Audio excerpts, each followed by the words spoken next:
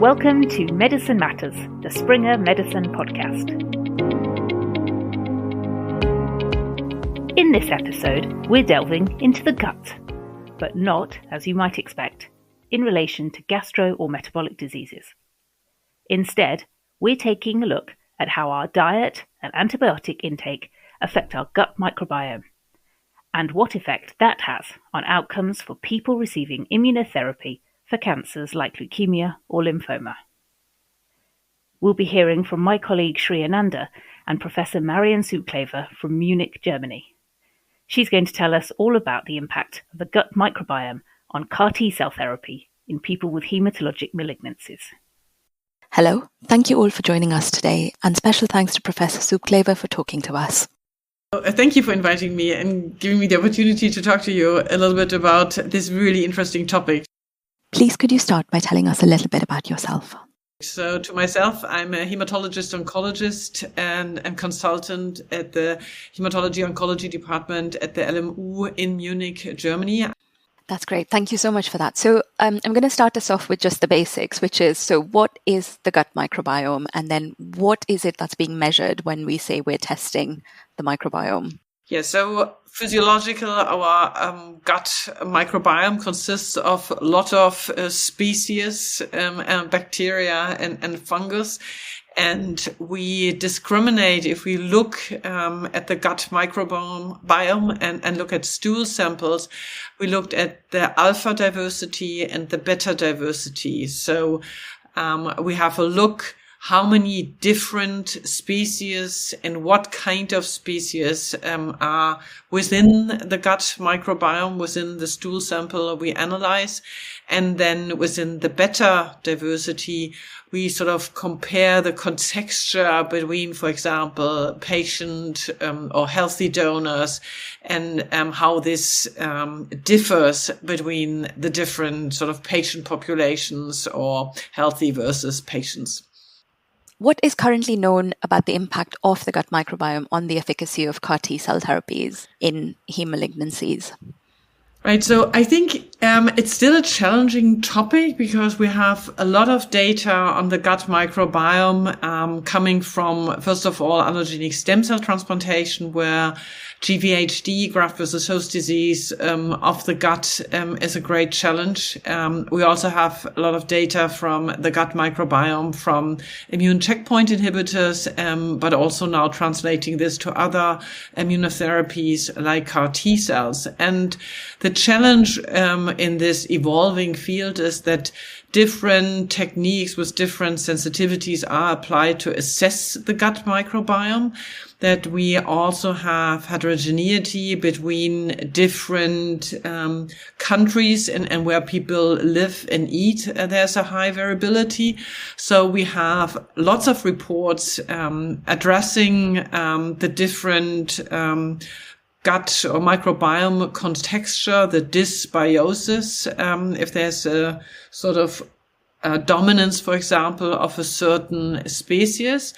But it's still a very heterogeneous picture, and it's not that everybody has identified these to be the good guys and the other ones to be the bad guys, but it's probably has to be seen in the contexture. So I think that's one of the challenges, that the different reports are reporting on different gut bacteria that are then associated with immune-related adverse events, but also outcome.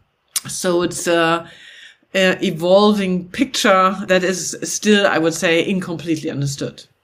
But there does seem to be an effect on efficacy, does it not? Oh, it's very clear that loss of diversity, for example, is associated with poor outcome, early progression, and inferior outcome. I think that is something that has been seen across reports in, for example, stem cell transplantation, but also in the evolving reports in the context of CAR T cells. But there are differences as the reports identify specific bacteria that are associated, for example, with good outcome and bad outcome. although some bacteria, for example, like Enterococcus, seems to have a sort of bad influence on outcome and progression-free survival across the different reports. But there's still heterogeneity if you sort of name certain bugs in relation to outcome. But loss of diversity seems to be a pattern that you can see across the reports to be associated with worse outcome. Great, thank you. That makes sense. I find this absolutely fascinating. You referred to this a little bit. Is there also an impact on safety? Yes, so maybe I'll give an example of something we've done, because I know those data particularly well. So we've looked at the gut microbiome in patients prior to CAR T cells and have looked at the impact of patients that received antibiotics prior to CAR T cells, so these genetically engineered and T cells that have been approved in different lymphoma entities as well as multiple myeloma. And we looked only in the lymphoma context. And we could clearly see that broad spectrum antibiotics significantly reduced the alpha diversity of these patients prior to CAR T cells, that there was a difference also in the beta diversity if you compare those who did not receive antibiotics, who received sort of not broad spectrum antibiotics. That also has to be taken into account. Not all antibiotics are the same, but if you take the broad spectrum antibiotics, you clearly saw a significant impact on the diversity, and that correlated to a reduction in progression-free survival and overall survival. So antibiotics had a negative impact on outcome of patients who received CAR T cells after receiving the CAR T cells. And interestingly, that also correlated to when we looked at proteomics at an immune dysregulated phenotype, if we looked at the serum proteomics of these patients. And this also correlated with an immune phenotype of the adoptively transferred CAR T cells that was more associated with upregulation of inhibitory checkpoint molecules and was also associated with lower CAR T cell expansion. So there seems to be sort of an impact, an association at least, between the antibiotics, loss of the diversity of the gut microbiome, and immune dysregulation and poor CAR T cell expansion. Are antibiotics kind of the only medication that's been looked at? Because obviously people with cancer will often receive so many other concomitant medications to manage side effects and things like that. Yes, so I think, first of all, I mean, antibiotics are sort of the obvious ones, right? As they have an impact on the different gut bacteria. First of all, I'd just like to highlight that really there seems to be differences between the different antibiotics. So there seem to be those that have a bigger impact, and some of them, for example, like quinolone, that are also given as a prophylaxis, seem to have a lower or less impact on the diversity and also outcome. That has been shown actually in the allogeneic stem cell transplantation as well in the context of CAR T cells. And I think another very obvious finding, and there's a lot of research being done currently, is that nutrition has a large impact on the diversity of the gut microbiome. And there seems to be data evolving that if you have a high fiber nutrition, that this has a positive impact on the gut microbiome diversity, and is then also associated with a better outcome. There's a lot of data now currently done in mice where they look at sort of the Western diet versus a high-fat diet versus, for example, high-fiber diet, and how this is impacting the gut microbiome. And I think that's really, really interesting, because it's something also that we can translate then into clinics. That's something sort of where we can work with. And Vice versa, very popular with patients is to use probiotics, right? To eat some of these positive gut microbiomes. And I cannot say this is true for all of the products you can buy in the over-the-counter pharmacy, but it has been shown by analysis that there are clearly some of the bugs in there that have been associated with worse outcome. So at least I think from the data we have currently, it's a better recommendation for patients to eat, high fiber and green vegetables and so on to sort of modulate the gut microbiome compared to buying these over-the-counter probiotics, where it at least has been shown and has been published that there are some of the sort of bad guys in there. What is the kind of status of knowledge about the mechanisms that are kind of underlying this impact of the microbiome?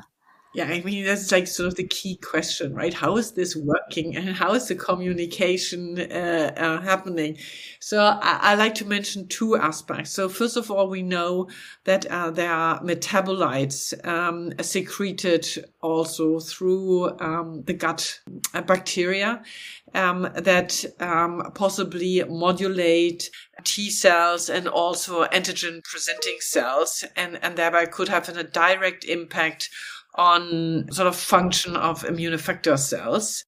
I think important, there's sort of a field that is evolving that is also looking at the microbiome within the tumor. So it appears that it's not only in the gut, but that has also been shown that within a sort of a tumor mass, you also can find certain bacteria. So there might even be a direct impact on immune infiltrating cells in this context.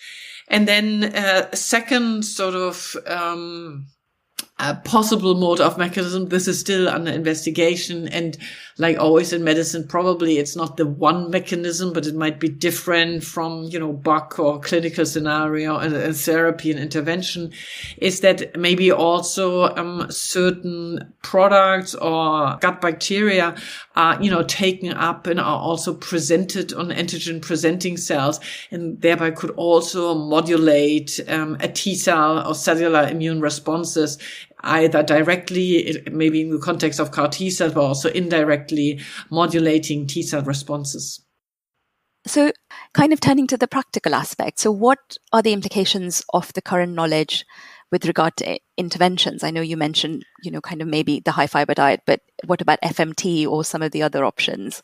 Yeah, I mean, I think FMTs are currently being done in certain scenarios. I'm sure there are also CAR T-cell trials running where people are doing this. It's clearly being done in the context of GVHD, in the context of allogeneic stem cell transplantation, also in non-malignancy setting. But the field is, I guess, evolving so that you sort of have encapsulated, defined gut microbiome or bacteria that you can swallow. There are currently clinical trials running in the context of various immunotherapies where patients are receiving these kind of sort of interventions. Second approach is clearly nutrition intervention, where first of all there are observational studies going on, so stool samples which are being analyzed, and where there's nutritional intervention and that is currently being studied. So I don't think that we have the answer yet, so there's no clear recommendations, but there are lots of clinical trials currently that are exploring in the context of different immunotherapy interventions. And I'm sure actually that in 2 to 5 years, we'll, when patients come on the ward, we'll probably assess their current gut microbiome, and we'll hopefully adjust to the individual patients based on disease and therapeutic intervention what would be the optimal diet in conjunction to what they're receiving. I think one important thing and an action item we can already address right now, that we have to be more cautious with what kind of antibiotics we are applying to patients to not disturb or destroy the gut microbiome. For example, in the CAR T-cell context, we have developed hematological CAR T-cell score, where we can identify patients that are at low versus high risk for developing prolonged neutropenia. So if patients get CAR T-cells, over 90% develop a fever. Mostly they're neutropenic. And the first thing you do with these kind of patients, give them broad spectrum antibiotics. So when we looked at this, we saw that over almost 90% of our patients received broad spectrum antibiotics after receiving the CAR T cells. So now we are currently trying to see if a patient has a low risk profile for developing prolonged neutropenia. So rather patients who have neutropenia below 500 per microliter for 5 to 6 days. So they are sort of officially from the guidelines, a low risk patients for developing severe infections. We do not give them empiric broad spectrum antibiotics, but either do not apply antibiotics at all and just see if this fever is a cytokine release syndrome anyway, or we give them antibiotics that have been shown to have a less disastrous impact on the gut microbiome, like, as I said, Hinolone, where we just give per os antibiotics and try to at least identify patients that do not require these broad spectrum antibiotics. So that is sort of an easy intervention. We actually have enough data to do right now already with our patients.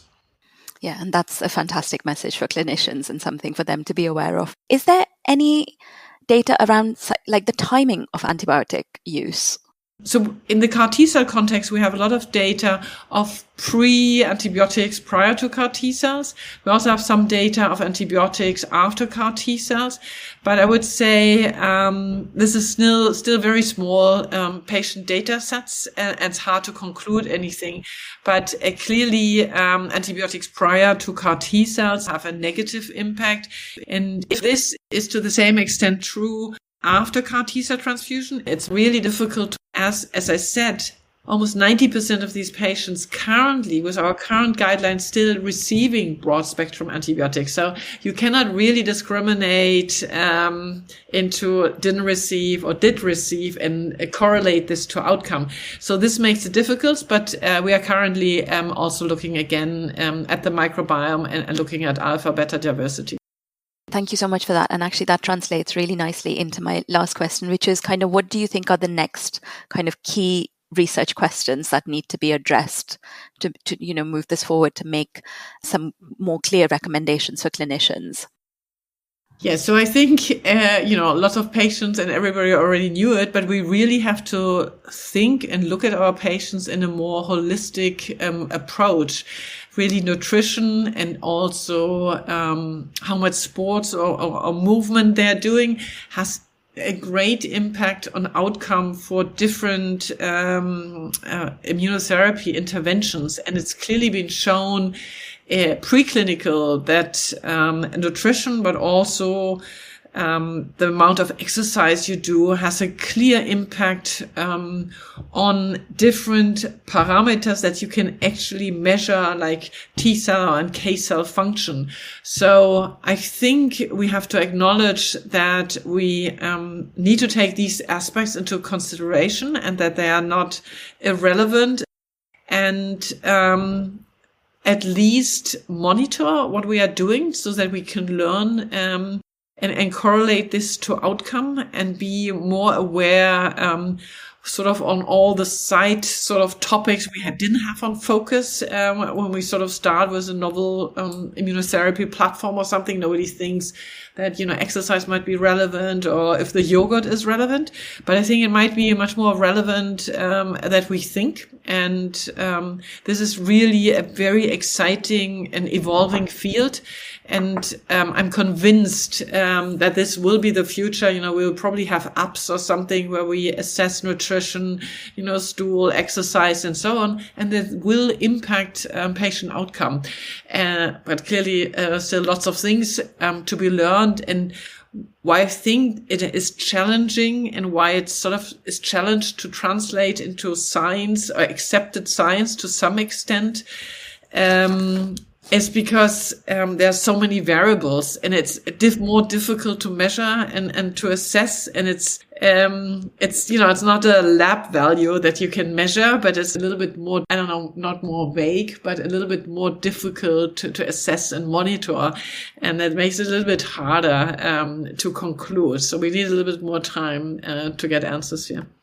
So yeah, quite a lot to unpick over the next few years. But yeah, hopefully, as you say, there will be that app and all patients can just receive the best treatment for them. Thank you so much for taking the time to speak to me today. Thank you. This podcast is intended for healthcare professionals for their ongoing medical education and entertainment. It should not replace the professional advice of a doctor or pharmacist and may not be used as a basis for diagnosis or any change to the prescribed treatment of disease. The views expressed by our moderators and guests are their opinions and do not represent the position of any third parties. The information given in the podcast is subject to change as the scientific field and clinical advances progress.